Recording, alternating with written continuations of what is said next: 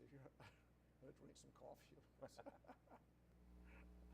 Maybe one of these days I'll. This program is brought to you by the Georgia Neurosurgical Institute.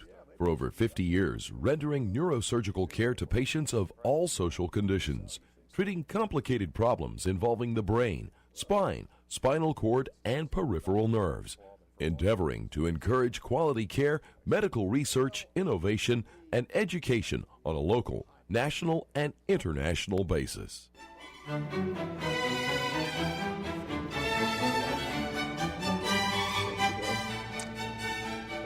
Good evening. My name is Joe Sam Robinson. It's my pleasure to have with us Mr. Buck Melton. Buck's been with us a number of times. We've discussed all sorts of interesting issues, often centering on the Constitution and its role in our life here in Middle Georgia.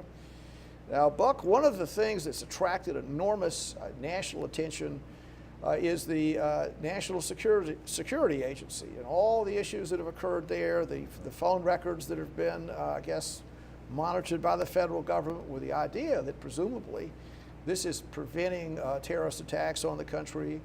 And there's the recent, we've recently had not a high official, but an official that absconded with information and now is in Russia and embarrassing the country, you could say, or the administration with different revelations.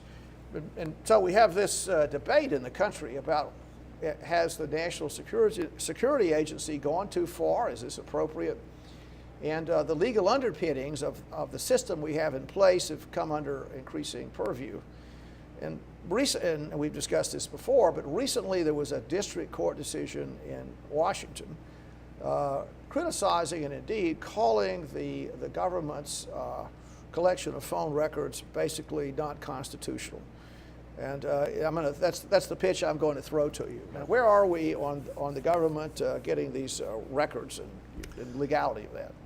Well, it's very hard to tell because you do have on the one hand a little thing called the Fourth Amendment that is a very deeply entrenched, embedded part of American history.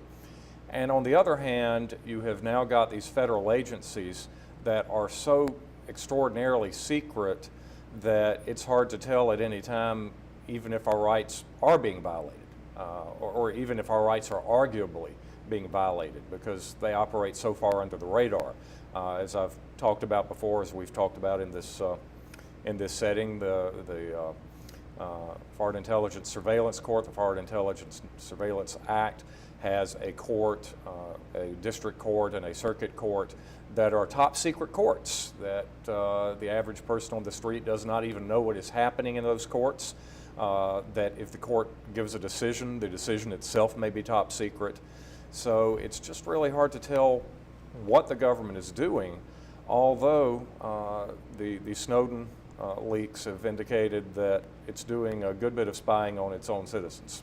Now, it's a little bit disturbing to me. I'd like to think of myself as a patriotic American and that I want to protect our country. I don't want anybody to give us a nip. I don't want 9/11 to happen ever again. I don't want anybody to be injured. I understand it's a tough world. The government has to do things. But the concept is pretty disturbing, and I think it's time to re-examine the mechanism by which this information is obtained. We've mentioned before, and I think it's worth revisiting the situation that existed in England with the Star Chambers. Yes. So not plural, singular. Oh, the Star Chamber. Maybe you could talk about the Star Chamber and what role it played in fashioning our Constitution. So presumably, our ancestors were very disturbed about the king overreaching the situation in 17th century England. Any comments? Yes. Well, Star Chamber was, it ended up as a very bad thing. It might not have had terrible beginnings, but it was essentially designed as a court to get around the law. And sort of like the present situation with these secret courts we have. Yes, similar to the Star and Chamber. even though the FISA court is theoretically bound by law, when you remove the proceedings of that court from the public eye and from public record and public scrutiny, then how do you know that this court is in fact obeying the law, or at least obeying the spirit of the law? And open courts have have always been a very important part of the Anglo-American legal tradition. Star Chamber is remembered because it was so extraordinary, because it Yes. stood outside that mainstream. It was one aspect of the Crown trying to Yes. take the administration of justice under its direct control.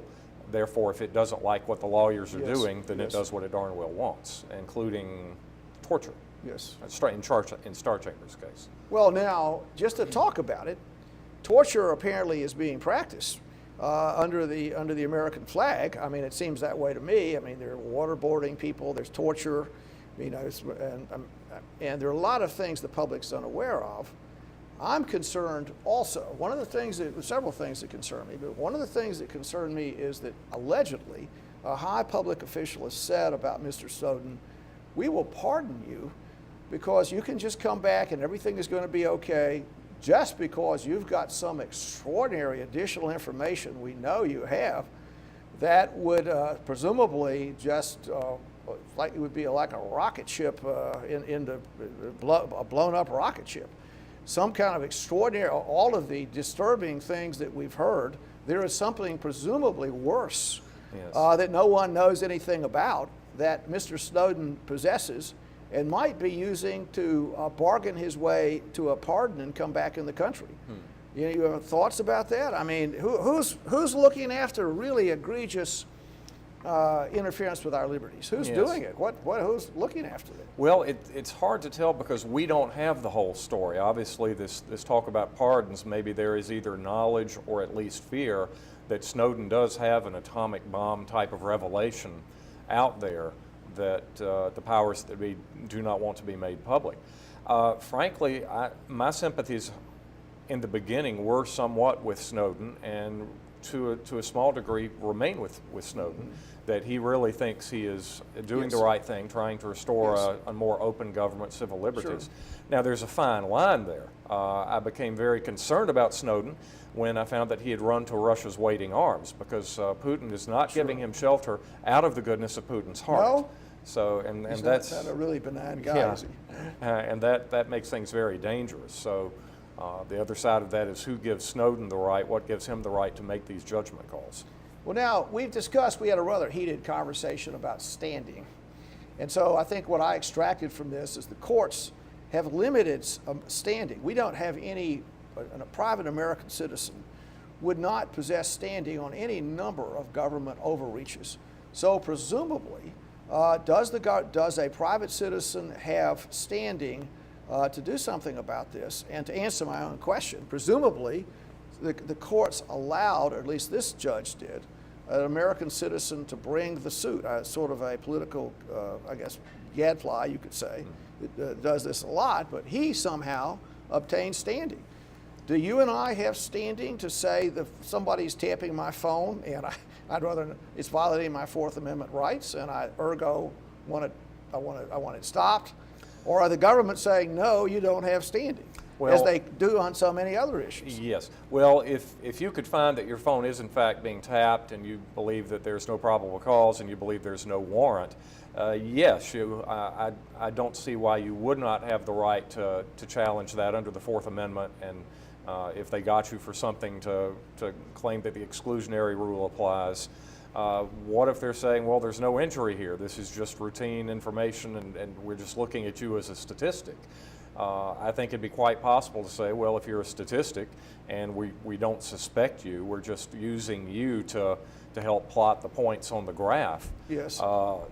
Then under the standing analysis, there is no injury that can be redressed. Now, the judge in this recent district court opinion has disagreed with that. He says that the government is claiming the right to get some sort of data about the phone usage of theoretically every single American. Yes. How is that not a violation of the Fourth Amendment and its probable cause requirements? Now, one of the things that I think, as I understand the judge's opinion, is that he thought the government really wasn't getting anything useful out of this. So, and you know, a normal human could say, well, you know, I'm thinking about it. The government is, you know, it's prevented like 59 tragedies, and I mean, I'm flying an So airplane. it says, if we want to No, get but conspiratorial. if so, okay. I mean, yes. all right, they're gonna like record phone conversations. I mean, whatever. I mean, I don't think I say anything too interesting on the phone, but I mean, okay, the government's got it, and it's saving millions of lives. Okay, but if the government is getting this information with no perceptible advantage to it, it's spending trillions of dollars, and presumably this judge said, well, I don't see it's done anything. Yes. I mean, Well, are we getting, when these, I guess, when the secret court allows this to happen, do they say, now it seems like legal to do it, but I'm going to revisit this in 3 years, and if you haven't productively done anything, I'm taking the right away? Or do we know what they say? Well, once again, it's quite possible there are some decisions that we don't know what they say. A couple of points there. I think you would run into a problem because it isn't for a judge to say whether or not this is a good policy, whether or not the political branches are spending our money wisely. So I don't think a judge could say, I'm going to strike this down because you shouldn't be spending the money. On the other hand, the judge could strike it down by saying you're violating the actual rights of the people whose phones you're listening to or getting data on. The next issue is, obviously the NSA believes it's getting something of value from this data, even if it's not listening to telephones. An example, if you are, let's put on our Watergate hat for a minute. If you're a Republican president, might it be useful for you to know exactly when a bunch of Democrats start making cell phone calls on Capitol Hill? Does that not tell you something about Democratic strategy? Yes. So obviously there's something of value that is that the NSA at least believes that it's getting. So I think that raises the possibility that yes, rights are being violated even if they're not listening to what is being said. And then you have the question of whether the government can do this at all without probable cause, and that's another thing. The government is always going to say what we are doing saves lives. It is protecting you, and that's the third point, that Americans have always been biased in the direction of liberty as opposed to security. This idea that we're going to give up our liberty to preserve our security, that comes hard for America traditionally. Now, that started changing some during and after World War II, during the age of the ICBM, during the atomic age. But even so, I'd still say the traditional bias is in favor of liberty. And therefore, I don't mean to be a conspiracy theorist. If the government says it saved us 25 times, so be it. But I still think our liberty may be worth more than being saved over the long run. So that's a judgment issue about deciding the balance between, we have to balance all these things out with liberty, all these complicated things. I'm not sure that I totally accept the idea that, what do I know about it? But the judges, it seems to be often, watching Perry Mason or whatever, that at least the judge takes into consideration some kind of balance of facts. And so if your dog is barking and it's illegal to bark, but you love the dog and the dog has not really, no one could hear the dog bark, well, maybe the facts are enough to balance the judge's decision. And so maybe that is in these issues, but it seemed to me a powerful thing that the judge could not come up with something that seemed obvious. And the other question to ask is, did the government effectively present its case? And another issue to ask, I'm asking a couple of legal things, is that apparently, does a district court have any ability to impact this secret court? So there was a legislation passed, with relatively little attention attached to it, to set up what you could call a star chamber, which is a bad, for the audience, that's a pretty bad word. A star chamber, it sounds okay, but it's a bad word. Star chambers, no one wants a star chamber out there where people just get together and elect to have you assassinated. Even if it's protecting us? Well, that's right. Be very cautious of the word protection, very careful about the word protection. Yes. I mean, the Nazis employed it. A lot of people, I think the SS, that's, I think some of that's Schultz, is that protection in German. So the protective services. Yes. I mean, the dictators commonly have protective services out there that really do anything but protect people. But having said that, the question, I mean, maybe I'm being a little too critical for the sake of our conversation, but is this, I mean, can a traditional court impact this? Can a district court say, you know, I find you issuing whatever it is, a desist order here, you've got to stop this, and I writing a little note here, you're abolished, you're violating the Constitution? Yes. Well, I'm not sure that a garden variety district court could actually send a writ to the FISA district court saying what you've done is unconstitutional. Why not? Well, different jurisdiction. Okay. Yeah, just different jurisdiction. What could happen is the district they can't say. I mean, that disturbs me. Yes. You know, well, the district court could actually say that the enabling legislation, the district court could say the legislation that actually establishes the FISA court is itself unconstitutional. Which they've done, apparently. Not really. Okay, They just said that. It's bad. Yeah, somebody who suffered an actual injury got into his local district court and says the NSA needs to stop this, and the district court agreed. So, now it's obviously going to go up higher. This is not going to stop at the district court level. When is it that somebody figures out what the government is up to here? Now, the government makes the case that this is protecting us, and I mean, it seems, well, all right. I don't. As far as I can tell, there are lots of terroristic acts in the world, and I mean, lots of terrible things happen a lot. Yes. And we haven't had anything in the country, so presumably something is working. But if it is working, there needs to be some kind of group of people that we trust that are going to make some kind of comments about it. Unfortunately, the people that are making the comments about this are politicians that have been tainted by, I guess in the eyes of the American people, by lots of problems. You mentioned the Congress's approval is 9% or some low number like that. Yes. So I mean, do they have the integrity to do this? And I've said something pretty profound here. Is our elected officials have enough integrity to protect the Constitution and look after our rights? Or have they been so suborned by their desire to stay in power and all the accoutrements of the powerful position that they no longer can function as legitimate representatives of the American people?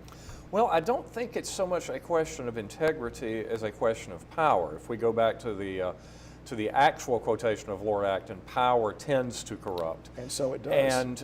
And the reason why we don't have this group of people explaining things to us, and once again, playing devil's advocate, and I do think there is some truth here, that if you start explaining how it is you have managed to keep these problems from happening since September 11th, it's like giving away your magic tricks. Yes. You're actually compromising your ability to keep that kind of security in the future. That means that it's got to stay hidden, but once you've drawn that cloak over the system, how do we know that what's going on behind there is all on the level? Is there somebody behind that cloak who is doing things he ought not? I guess what I'm asking for, I mean, I hope I didn't offend any politicians out there. I know it's a tough world, and I mean, they do, okay, I mean, maybe I was too mean. But the Americans, if somebody with all this secret power, there really needs to be some kind of check on this that people can respect, and in general, judges seem to be, I mean, I think that judges are in a different position than a member of Congress. So we could hope that judges are doing this. I mean, and I assume they are, but what happens when they're in error? Is the Supreme Court watching this? Is there some kind of special situation to monitor this besides Congress? Well, there is, once again, if you go back to the FISA court, there is a district court, and then there is an appeals court, which is essentially the same as a federal court of appeals like the 11th Circuit. Right. And then, so it has to review decisions of the district court, but it too is a top secret court with top secret cleared attorneys and classified opinions. And then from there, presumably one goes to the Supreme Court. Now, has there been a lot of stuff going from the FISA court to the Supreme Court? I'm not aware of it. Yes. But then, of course, the question is, what if the Supreme Court gets it wrong? the only answer there is to amend the Constitution or else go into massive civil disobedience. And Supreme Court decisions have been overturned by constitutional amendment now and then. Not too often, once or twice. But. Well, I mean, we've had a pretty extreme conversation about maybe there's nothing, there's no particular big problem here, maybe. But it certainly, it's gotten everyone's attention. And I'm particularly concerned there's some other shoe that hasn't dropped that's enough of a shoe. To me, it's a really extraordinary statement to say a really high-placed government official said, presumably many people have made the comment that Snowden has harmed our national interest, all these horrible, terrible, terrible things he's done, crimes worthy of execution, as far as some. The word treason has been thrown around. Treason, I mean, yes. Such a horrible thing, and yet a high government official says, let's just let the guy go because he's got something else out there that is going to so upset the world, American citizens, about government data gathering that it'll just overturn the whole apple cart. Yes. Well, it's very interesting. Anytime a government or a government agent or even elected politicians start throwing around the word treason, the governments that talk about treason and prosecute people for treason they tend to be shaky governments Yes. whose legitimacy is already somewhat questionable. Right. So the fact that they're playing that card tells me that their cage has been rattled by something. Yes. And we're getting in, I'm not a conspiracy theory buff here. We're Neither sort of am getting I. in that No, direction. I'm not. No, I don't want to alarm the world. Yes.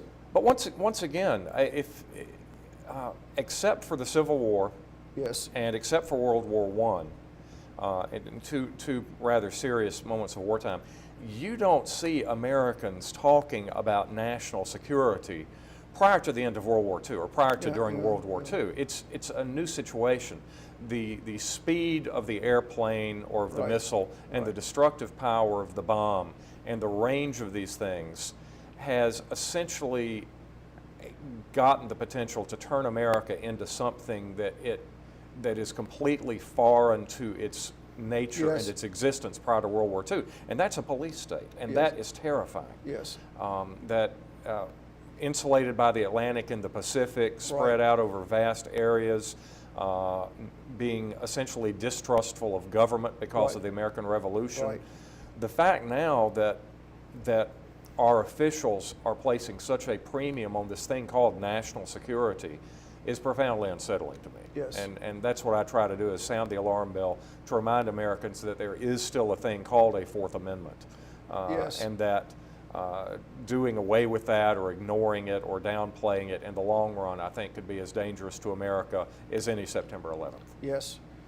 Well, now, this is, I mean, I don't know if it's, at least I've heard this rumor that one of the things that's possible in data collection is that the phone calls could be recorded and they just not have access to. The government would not routinely use this except sort of post facto after some kind of crime had been committed. But I guess that's too much of a thing to say. I mean, I'm clueless about whether that's the case or not. Well, I think that it would be absolutely suicidal for any elected official to admit, yes, the NSA has been listening to vast quantities of United States citizens' telephone, actually listening to them or at least recording the content of that calls without any sort of judicial oversight or Fourth Amendment protection whatsoever.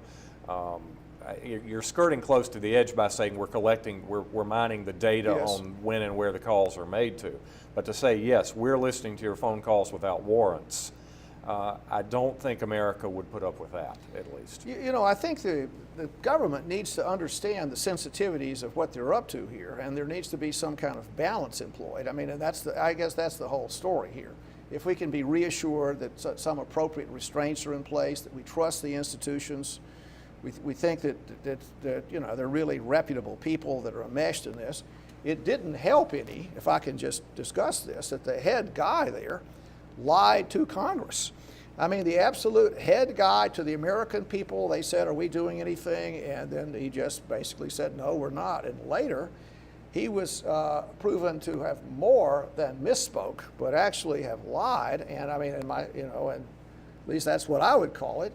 And presumably he did this because he had to. But he did this to protect you. That's Yes. correct. And so, all right, well, you had to do it, or a million people die. Okay, maybe that's okay. But is there a group of people that we can trust that are keeping an eye on these guys? Because it would appear to me that there's kind of an institutional gravity that happens when we get into arrangements where we have a culture of, I guess, secret service kind of culture out there, secret espionage. It just does its own thing independent of anyone else. Yes. Well, the idea is that to protect America, or to keep the bomb from going off, or to keep the EMP from destroying our entire infrastructure, then it may be okay to trample on the rights of a few American citizens. I mean, it's no different from drafting them and making them serve in wartime, is it? I think so. Disturbing. I mean, Very disturbing. I think there's a balance there, but I hope we have officials with integrity that can make some kind of comment about it. It's easy to sacrifice a few lives when it's not your life being sacrificed. Which brings up the important thing the government has to preserve. It's its notion of integrity. So it has all these powers, and we give them these powers, and they really need to make all the political officials who have a tough life. It's not easy being I know it really is tough to be a politician, but they have this sort of moral fiber that protects us. Well, on that note, Bucky, thank you so much for coming, Another and good we'll be back for conversation. another Thank you. spirited conversation. Thank you.